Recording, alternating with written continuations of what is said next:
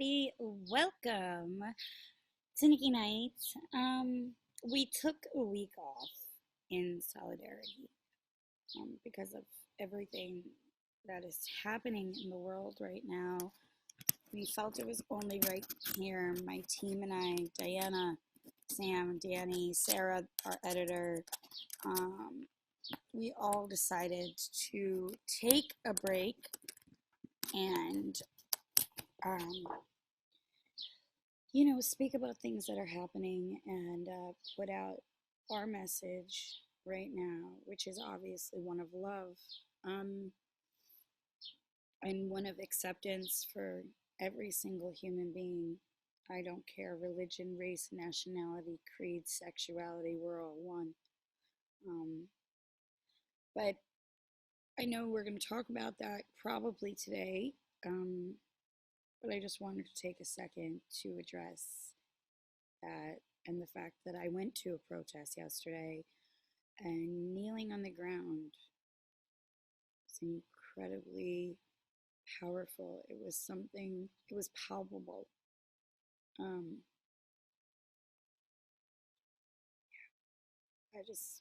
don't know. I had to go. But I'm thrilled today to speak with two people that are really wonderful and incredible in the acting community. So, Eugenie, I can't wait to bring you in, Miss Bondurant. I can't wait to chat with you, so let's go. Hello. Hi. Hi, how are you? You might be in the middle of trying to post an Instagram thing. Put that away. Don't even. How are you? I'm good. How are you? Where are you? Well, I'm in my living room, and I was going to do this in my little taping room, but I thought, no, it's the grays. I'm not going to do it with that backdrop. I mean, the lighting's great, and I was going to go outside like you. But there's, I'm it's not much regretting wind. it now. You what? I'm regretting it now. Are you? Yeah. Oh, go inside. What, No, the sun's on you now? There's a little breeze going, and so I'm fine with it. Well, the birds sound beautiful right now. That's what I'm hearing. But here, it's wonderful. I love it. It's warm. It's great. But the mosquitoes are out.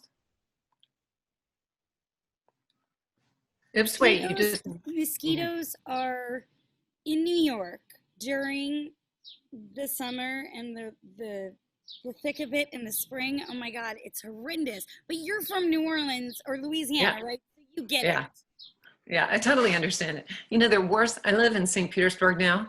They're worse in New Orleans. The mosquitoes are worse in New Orleans than they are in St. Pete. You'd never think that. They last longer. The bites last longer. They're big. They're these big, giant things.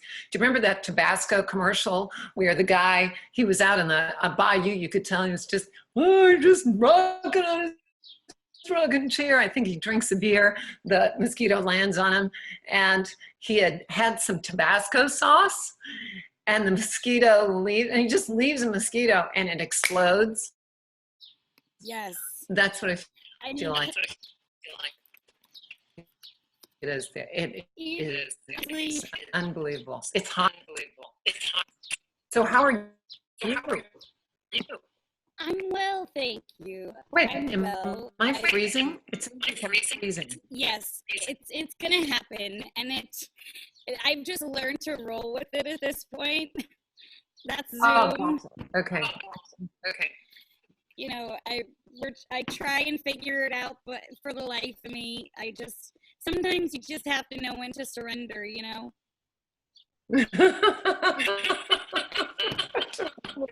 do. It's crazy because I hear a delay. It's a weird delay, 3-second delay. Story of my life, Eugenie, a 30-second delay.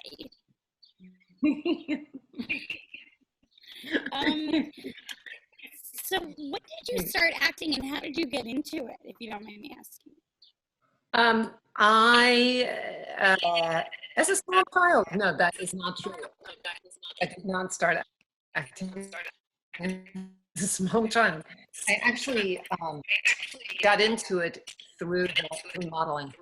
And that, uh, after I graduated from college in corporate finance, I was going to go in that route, and I had a change of life experience um, where it was a very extreme medical situation that came up, and it changed my whole outlook on life. So I moved up to New York, side of the scene, and fortunately, jobs started working, not as an actor, but as a model, and then I took my way out to LA.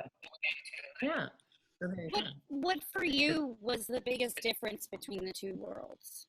I've always wondered that. Well, what, Los Angeles and New York, or modeling and acting?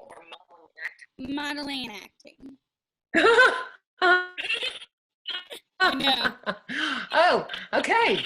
Um, well, the fact that I was maybe 9 years older or 10 years older than any of the women that I was working, and they had no desire to.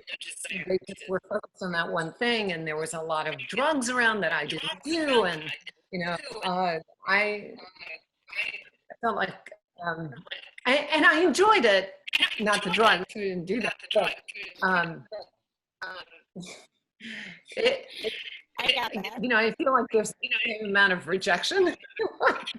You're going into one field of rejection, going to the other. It's been fun. It was fun, though. It was a fun adventure. What about you? Seems like I've never modeled.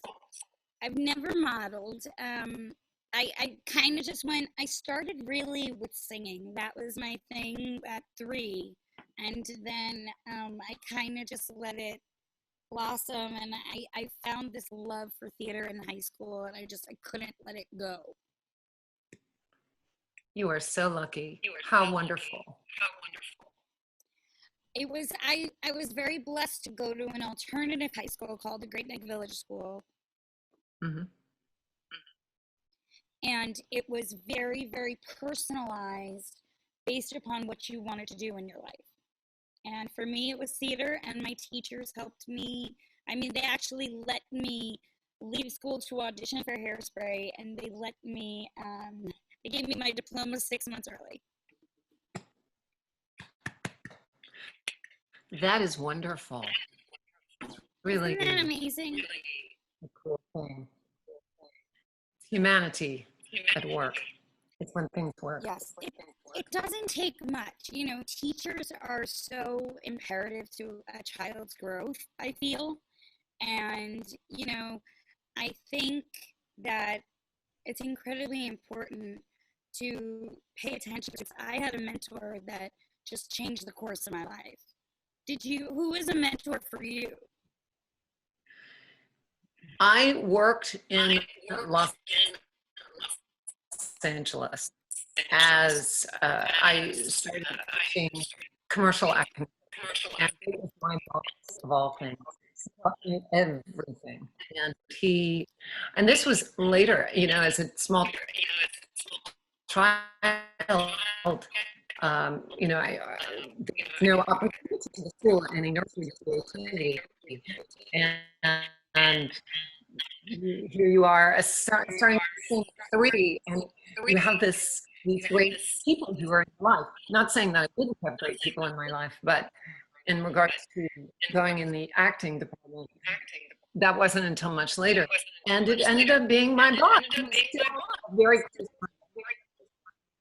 So yeah, he was my mentor, and guided me and set me straight, taught me everything I know. Well, I can't really say that, but I can say it with jest. It's good. But I have a lot, we all have a lot of mentors, and I think it depends on the age that you are and what you're going through. Like, I'm a Meisner teacher, and I teach Meisner acting, and I have a mentor who studied with Sandy Meisner, and he trained me to teach, and he is my mentor, and I'm sure and Sandy Meisner was his mentor, and I look at that and I go, wow, that's cool. So it's been good. I go from one to the next to the next.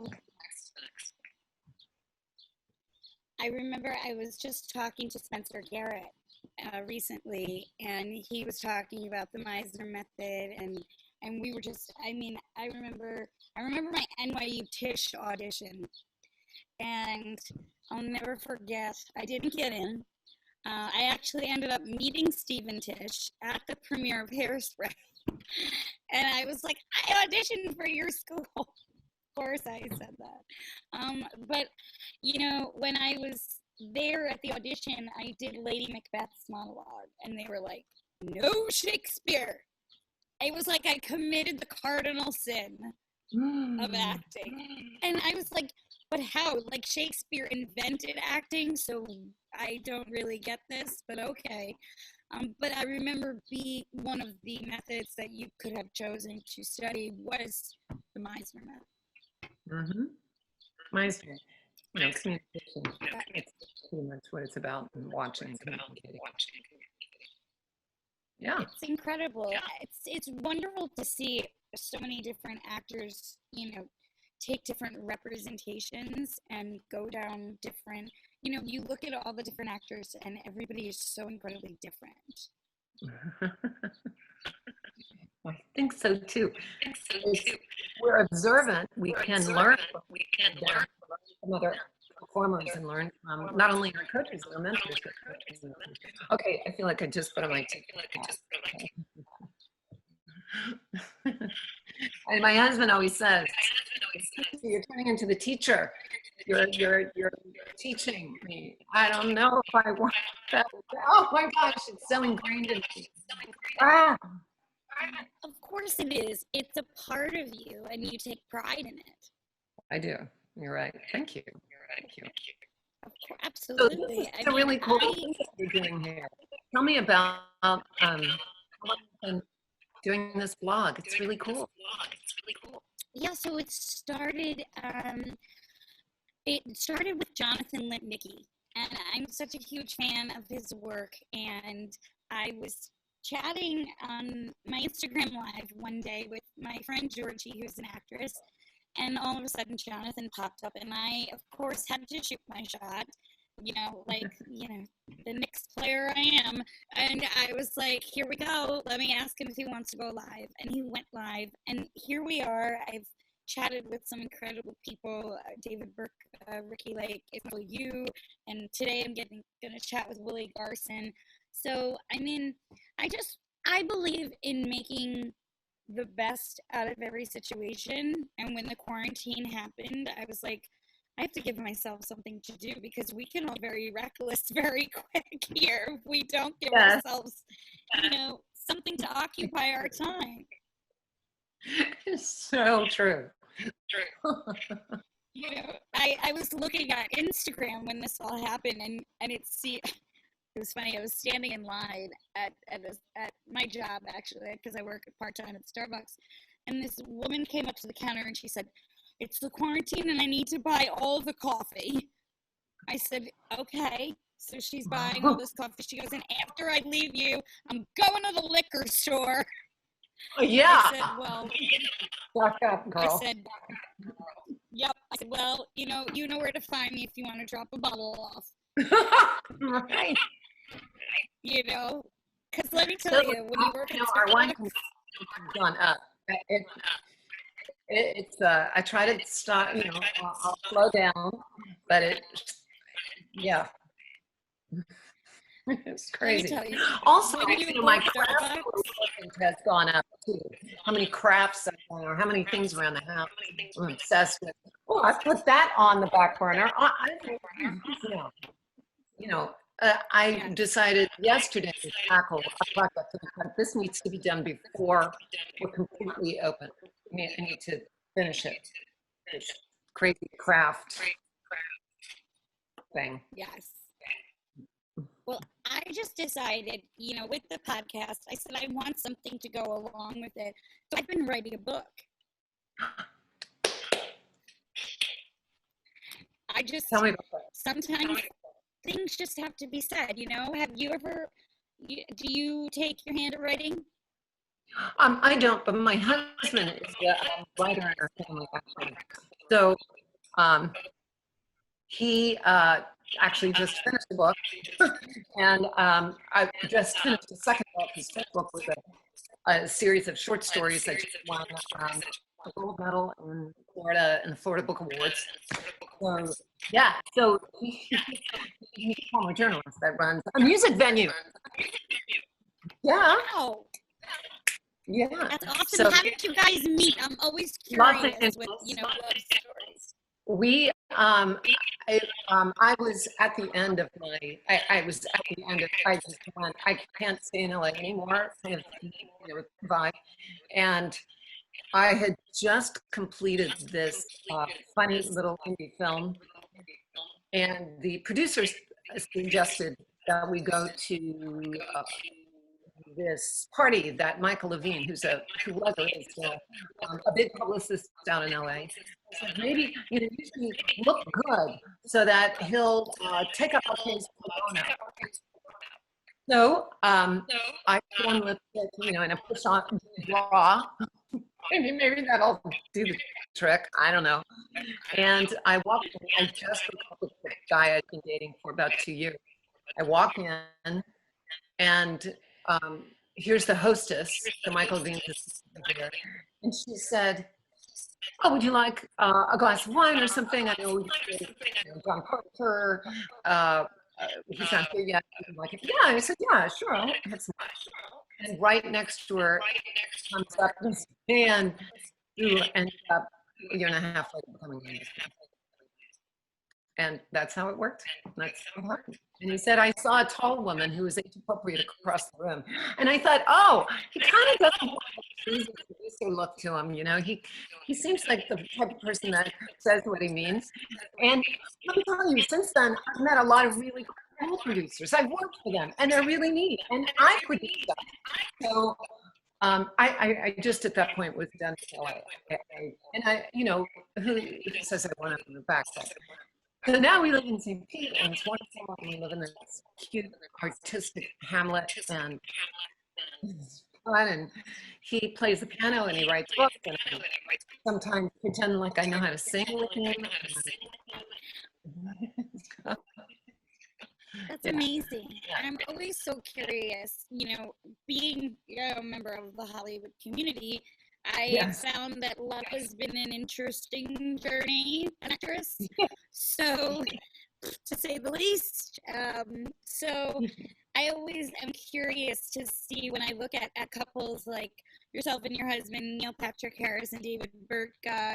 I'm always curious how they met and how they've made it work all these years. So congratulations to you guys. That's wonderful. Well, the good news. Only hope. There is hope. Yes, the good news.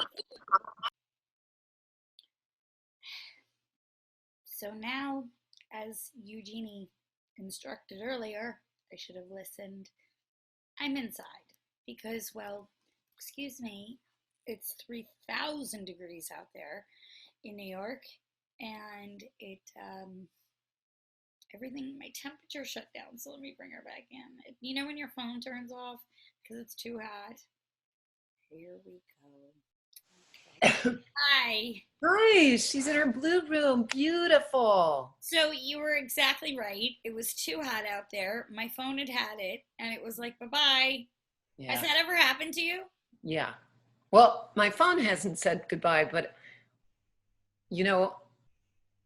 when those sweltering days in New York where it gets really, really just brutal, and I just have heard thoughts of, you don't bring your phone. Yeah. And especially if it's in direct sunlight. We have a whole summer full of those days. So I was looking on Instagram. You sent Amy some flowers. I did. It's her birthday coming up.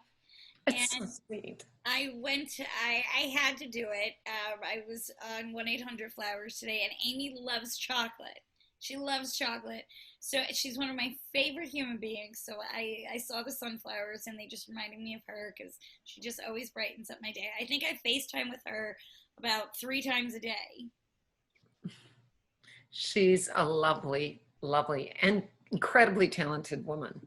Incredibly talented. I remember I think her performance in the last movie Star was one of my favorites because it was just so genuine and so adorable. Apparently, my dog agrees. I tell you, Eugenie, I live in Grand Central Station. It's a mixture of Grand Central Station and the Bronx Zoo. I never know.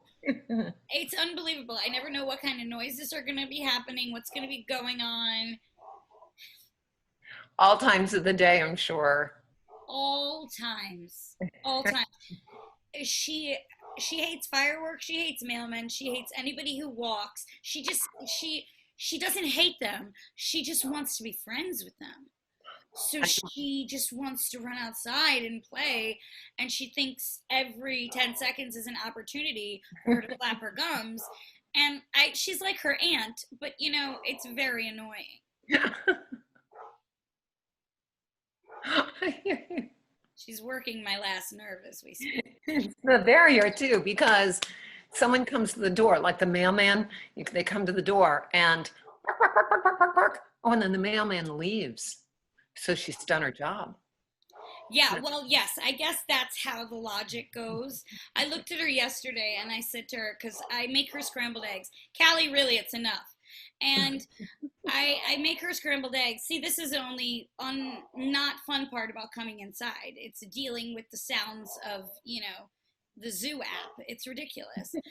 And so yesterday I said to her, I was making tuna fish, and I said to her, what are you thinking? Because I was like, do you know when you like you're like opening food and you look at a dog and they're looking at you, and Oh, yeah. and so I said to her, what are you thinking? And I said, well, that's an easy question. I was like, the answer is hurry up and make the tuna fish, genius. Yeah, Dogs. I did. When I lived in LA, I was given this beautiful shepherd wolf mix as a birthday present.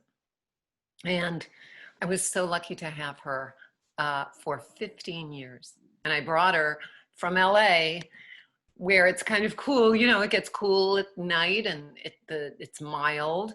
And we sometimes would go up to the mountains, and she would frolic in the snow. So here's this dog that would get a real thick coat in the winter and then shed. She'd shed a dog a week when she was shedding, and then I bring her to sunny, humid Florida. Poor gal. Anyway, yeah, beautiful dog. Now I have 2 cats, but she was a sweet, just really handsome. Miss her. I had Rocky and Frankie. They were pugs. And yes, and I got Rocky after my hamster passed away. I'm talking about it in my book, actually. My Aunt Liz got Rocky for us. And he was the stud of the litter. He was the most handsome boy you ever seen. And then we got his brother, who was 7 years younger. They were brothers from another mother, if you believe it. Yes, just different litters. And same dad.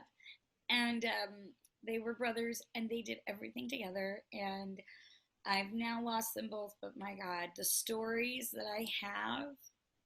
I mean, Frankie single-handedly deboned a chicken and just left the bones. He climbed up to the table, and that was it. My dinner was gone. And it's like that. Yes. You turn around and bam, and you don't even realize what happened until, wait, didn't I have a chicken? It's like, I'm sure you second guessed yourself. Yeah. Didn't I have a chicken there? I thought did I take it out of the oven? What did I do? And it is gone. Yeah, gone with the wind. I mean, he was something else, but I think dogs are magical, and Yeah. they really are, because when everything else in the world is going to pot, and everything is just scary, they are Right. a constant reminder that there is love in the world. Yeah. Because they just want love. I think so too. Sweet. They're sweet. Yes. I had Rocky on the set of Hairspray with me, if you believe me. Really? Yes. What was that like? It was hysterical. I mean, that dog was there through it all. He stayed in my trailer. We had a sign that said, "Don't let the doggy out." And everybody, I mean, that's how I met my first love, was through Rocky, because he ended up walking Rocky for me one day. And there you Oh, go. I was instantly in love with Anthony Carr. So, it's amazing what dogs can do. what, where did you film Hairspray? So we filmed it up in Toronto, Canada. Oh Have my you ever gosh. filmed anything up there? I've never filmed anything. I've never been to, no, I have been to Canada, Niagara Falls and Niagara on the Lake. That's it. And I've not filmed up there. I would love to film up there. Would love it. I'm putting it out into the universe. You know how you do that? You have to do that. Yeah, that and I'm looking forward to filming in France one of these days. I'm putting that out in the universe and all kinds of places. I'm totally looking forward to all those adventures. Anyway, go on. Canada, Toronto. Tell me more. Would love to do that. Oh my gosh. It was Did you go? honestly the perfect place for me to film my first movie. What a sense of community. And I mean, it was New York, me coming from New York, it gave me that big city vibe, but it also gave me clean subways. Yeah. I I was don't. like, what are these? What's happening? Um, it was amazing. And so, but I tell you, do you want to hear a funny story? Here's my introduction to Toronto. I'm walking across the street with my mother and my friend who was one of the dancers, and all of a sudden a cop car makes a big dramatic turn, and he pulls in front of us, and he stops, and he gets out, and he goes, "Do you realize that you ladies just jaywalked? You want to go home in a body bag?" Oh my gosh. Oh my gosh. Oh You know what my I said gosh. to him? Huh. I said, "Wow." And I thought I was dramatic. Oh! I did. That's what I said to my mother. I said, I thought I was dramatic, but my God. I said, I jaywalked. I didn't like commit an armed robbery. I know. In New York, when you have to get Mm. across the street, you get Yeah, across the across the street. street. Yeah, absolutely. Oh my God. I thought I was going to get kicked out of Canada. Oh my gosh. Oh my gosh. Oh And my God. ironically, I worked with Mark Shaman on Hairspray, who wrote the music to South Park the musical, and he wrote the song "Blame Canada." So Blame. but I love it, and it honestly is my home, and I actually would love to live there someday. Would Just be nice. Hairspray 2. Film Hairspray 2 up there. that would be a dream come true. Can I Yeah. tell you? I just feel like with the current state of the world, I feel like we need a Hairspray 2 more than ever. There you go. Let's just, from your lips to God's ears, right? Yeah. Like you said, you got to put it out there. And Mhm. when you do a project with the message behind it, as palpable as the message that is in Yes. Hairspray, you feel the need to keep spreading that message. It doesn't matter when rap is yelled. It doesn't matter. Tracy lives on in me.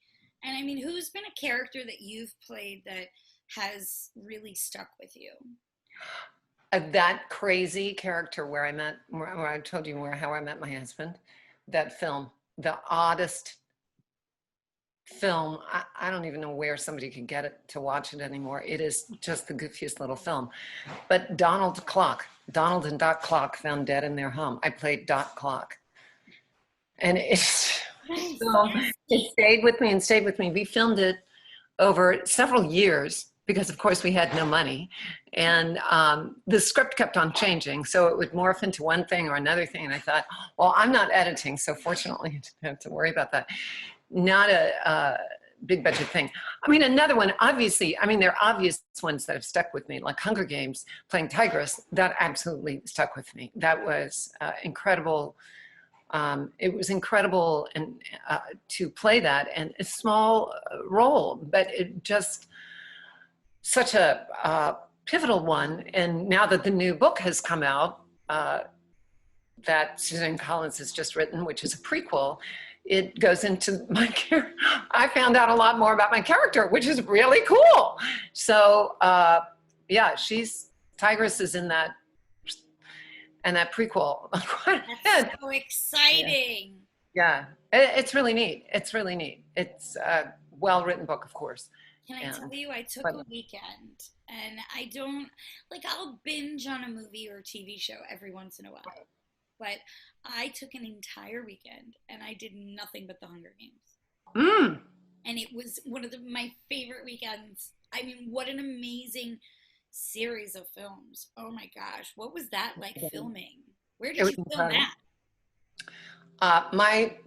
My work was done in Atlanta, so that was easy and wonderful and convenient. And I worked with mm, just incredible people, V. Neal and Glenn Hedrick and Nicoletta's, and Francis Lawrence and Jennifer. I mean, like blah, this whole list of incredibly talented people, and I would just sit there and look around and the sets. I don't. Did you ever have that feeling about? No, I've been on big budget films. I am in the middle of one right now, filming one, and that's incredible to me. I mean, I every time I go on a set, it's just this. I've got to get my jaw on. I'm awestruck every time. How talented people are that work in that business, what artists they are, what craftsmen they are from A to Z, crew, cast, production. Because if production didn't have the vision, they wouldn't put the money or find the money to back it up. And if the director didn't have the vision, that director wouldn't be having the vision come out on film. And if the cast didn't have the vision, and if the crew didn't have the vision, you wouldn't have the beautiful result that you have. And how films ever get made is still makes me I, scratch my head. I'm I just know. think, oh my gosh, all the stars have to be in alignment, and some sort of gree mumbo jumbo has to be coming. Just Yep. something. It's There's some type of, I don't know if it's some Santorini worshiping going on, but something is happening. I don't know. It's amazing because I look back and I think about Harrisburg and I think of all the departments and I think of the art department. I think of the wardrobe. I mean, oh, Rita Ryak single-handedly, I mean, she created every shoe and shirt and which is incredible. I mean, and before Hairspray, she just did The Grinch. I mean, so when you work with these quality people that and Mhm. to see all of the roads they had taken an entire car system that was in Toronto roads and they rerouted them and Oh my gosh. put like 1960s decor for the scene where I'm dancing with John in the street. I mean, it's amazing. I felt awful though for the people that had to be listening to me singing Good Morning Baltimore at 5 a.m. But you know that they were compensated, so you're like, I don't feel that bad. There you At go. least it's a decent movie. And they're proud to look at it. I, it's good. It's it's a fun business to work in. It really is, and I feel very fortunate that I'm able to do that. I mean, you asked me about films that I'm proud of too. I mean, maybe that's what, or maybe that's kind of what you said, but I've got two projects. One is, I think, coming out in the fall or maybe in the late fall, early next year, that I did last year with Harry Connick Jr. and Madison Eisman and Katherine Heigl. And I'm really proud of that. I'm really proud of that. Castile Landon directed it, and I just, that woman's a genius. Anyway, and then this other this other project that I'm working on. So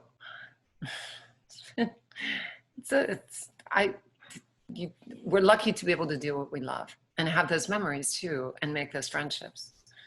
So many friendships. I mean, when I got Hairspray, I lost a lot of friends, but I gained a lot of friends because, you know, the jealousy comes in and people don't know how to handle Mhm. it. Mhm. But at the same time, I really found my niche and I found my group of friends. My best friend and I have been best friends for 17 years. And he has been through everything with me. I just wrote about him in my book and I cried because it's a love letter to him. So when you find these people that are there and that can support you and that, you know, just believe in you, it means the world, especially in our business, because it Sure. can be so easy to lose hope and lose faith. But we all have our own struggles, but we have to find what makes us get up and go every day. That's true. You know, it's interesting you said that. Um, it's true. Finding the thing that gets us up, but also that keeps the talent nourished, because we all go through. You know, it's a cyclical business, and every single one of us, when we think, "Oh, I'm done," the outlet needs to be. If we're creative, there's it's going to come up somehow, and I tell my students that, you know, find a way. Know that there's going to come a time where you may not be booking as often, or your auditions, maybe you're not getting the callbacks. It's maybe not you. Maybe it's they're looking in a different direction. You don't know what it is, but you still, if this is your passion, you've got to nourish that passion. And whether it's by staying in acting classes or doing other things, like when the business was slow for me, I started doing radio theater. I was very fortunate. I started singing cabaret with my husband. I started doing voiceovers. And those are areas that can be enriched. We can take classes. I tell my students, take stunt classes, take you know, sword fighting, or so, like stage fighting. Take Study another language. Study storytelling. There's a storytelling class that where I teach. They're just about to start teaching that class this week, and so look at that, and that nurtures that side of us that's in our soul. That's part of our spirit that hopefully will give us the reward, of the benefit, that if we're not working, that's the work. That's, helping the negative, or helping the positive come out, and not making us think too negatively of the other side. I don't I, know how I got up on that tangent, but no, I have to agree because after Hairspray, I felt this immense pressure. It yeah, was like, okay, you just did this big movie with all of these huge stars. Now you have to have something ready to go. Like, let's keep it moving because that's yeah, of how my mind works. I want to keep it going 24/7. course. But what I had to realize was this is a journey, Yeah, a yeah, destination. yeah. And Hairspray was one of the wonderful roads on that journey.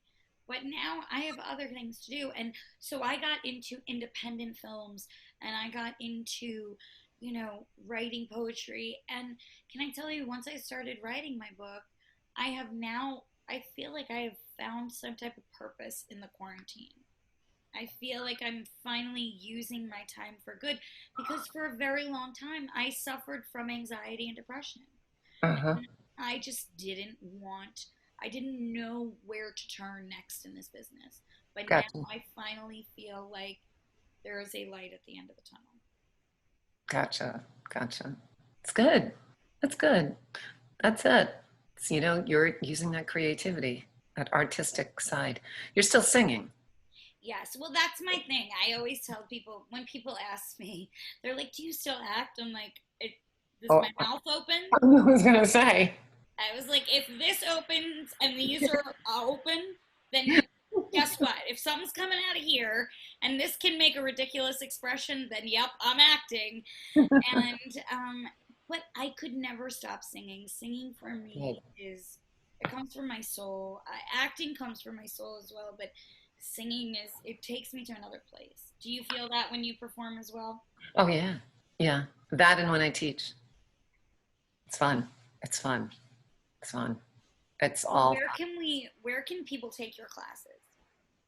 Actually, we're doing online classes right now, online Meisner. I when the world shut down in mid-March, I had one more class to go, and I thought, wait a second. So I told my class, let's get together on Zoom every week. This Meisner class, they were just starting. This is first, round of Meisner. I said, let's get together every week, and we'll do what's called working off, which is one of the exercises in Meisner on Zoom, and we did. And I thought, oh my gosh, this can work. This can work. I can teach this online. And the next week, I reached out to the gal with whom I teach, and I said, we're doing this. I'm putting Meisner on the docket for online. And sure enough, we just finished the last class 2 weeks ago, and then we're starting up another one in a week and a half. So I teach at Andy Matheny Acting Studios here. And Matheny is Matheny. So Andy Matheny Acting Studios. And it's online. And it is fun. The first class is 6. I made it shorter because it's a Zoom class and it's 3 hours. So in the studio, it's a little different. The vibe is different. In the studio, the classes go either 8 to 10 weeks, depends. But on Zoom, it's, so we're doing a Zoom class for 6 weeks and then 2 optional classes at the end in the studio. It's going to be really fun. It starts in a week and a half. So I love that you just have this passion, and I can see it like radiating off you. Because when you feel it, you feel it. You know. Thank you. I love my students. I love my students. Man, they are working too, and the change that they make is just, it gives me goosebumps. So That'd be incredibly rewarding. What? That has to be incredibly rewarding to watch. It is. It is. It is. Because it's about them. It's, they're on their journey. And so I can have maybe a little, had a little, help, nudge in one direction, and they're doing it for themselves, and they just go off and fly. And it's beautiful. I wish that I had early on a situation like yours where, you had those people that helped you. I had my family, of course, but it was interesting. I was just in New Orleans. New Orleans is such a creative city. In New Orleans, though, there is a center. It's called NOCA, New Orleans Center for Creative Arts, and it is a school for the arts for teens. And it had just opened as I was graduating. I went, oh, well. And I graduated from a teeny school. So there wasn't an opportunity. There wasn't, acting? What? Plays? Huh? It wasn't a thing. And so I keep on thinking there's so many people that have helped me, and I need to do the same with, I need to return that. That's my paying it forward. And I hate to admit that, but that's what, I feel like it is. I get a big. That's a wonderful thing, because in today's world, that's what it's all about. Because the reality is that we're all not going to be here forever, and we should just try and leave the world in a little bit of a better place than we found I it. hope so. Right. I went yesterday to a protest, and my mom was worried. She was very worried about my safety, and I said to her a few things. I said, "This is for my brother's children, and this is for every kid out there. Mm. People need to get up, as Tracy says on Hairspray, off their father's laps and do something." I said, "Mom, if I can do it in Hairspray, I can do it here with my friends, for my friends." I said, and also, it's just what's right. And of course she understood, and she was just worried. She's a mom. Of course. But I think it's incredibly important in today's world to just do whatever you can to leave your good, distinct mark that is kind and just generated by hope and just a little bit of human decency. I hope that's what yes. Oh, for sure. I mean, I watched Burt Reynolds teach one of his acting classes, And to see students take to hang on every word he's saying, Yeah. I can tell that when you have a group of a tribe per se of fearless actors, there's nothing like that. So I can imagine that your students are just obsessed with you. I I hope they am. Are are. you kidding? I'm sure. When you look forward to it. I mean, I remember in theater, I looked forward to those rehearsals. Really fun. Anyway, well, thank you. No, Thank well, you. thank you. I thank you for your time. I thank you for putting up with the dog, with Amtrak. I mean, what else could have Well, been happening? Amtrak, I don't even hear that. You've probably heard my husband in the other room come home from the grocery. So Well, I hope he got something good. Do you give him a list? I did. I'll ask. Paul? Paul? I guess he is, since it sounds as if it says yes. Roar? Yeah. Well, I thank you so much for your time, and I just thank you so much for your work because it's personally brought me so much joy. Thank you. Thank you. Thank you. Sorry. I will introduce you. You want to meet Nikki? Just come here and say hi. I've heard wonderful things about you. It's too Paul said it's he's too not doing weird. any other people's Zooms, It's but too this weird is doing someone else's Zoom. come on, Hello. bring you got a seat. Hi, how are you? How are you? So this is the guy that I met in Los Angeles I was telling you about. I heard all about your love story and I am Good. inspired.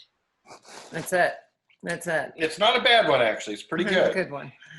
Well, Nikki, thank you so much. This has been really wonderful. And what a joy and a thrill to speak with you. And thank you for the opportunity.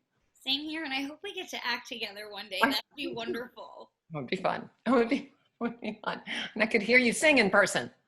Oh, please, Eugenie, can I just tell you, I was just listening to My Girl. I mean, I've been on a 60s kick. I can't let it go. All right. Well, take Well, care. You stay too. safe. Bye-bye. Gosh, how wonderful we got to meet her husband. Oh my God. Hi. How lovely is he? It's incredibly inspiring as an actress to see a love story. It is because I've had a sordid past of love. And you'll read about it in my book. Sorry, not sorry, as Demi Lovato says, in the words of that amazing young woman.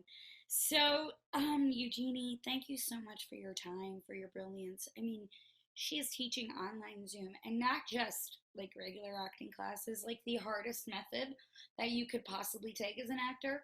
Um, I know this because when I auditioned for NYU Tish, I was like, maybe I gotta pick a method. How many methods? What? Why are there so many methods? I was like, what about the Blonsky method? There is no Blonsky method. No, the Blonsky method is get up. If you got a dream, go for it. And guess what? I had a dream. And I know that sounds intense to say right now in the course of our nation's history. But if you have a dream, and if you have a passion, and if you have something inside of you, anything is possible. That's why when last night when I saw Elijah marching, I've never wanted to be next to a friend so much in my life. So when you see change, when you can envision a brighter future, anything is possible, whether that's for the course of our nation or for yourself.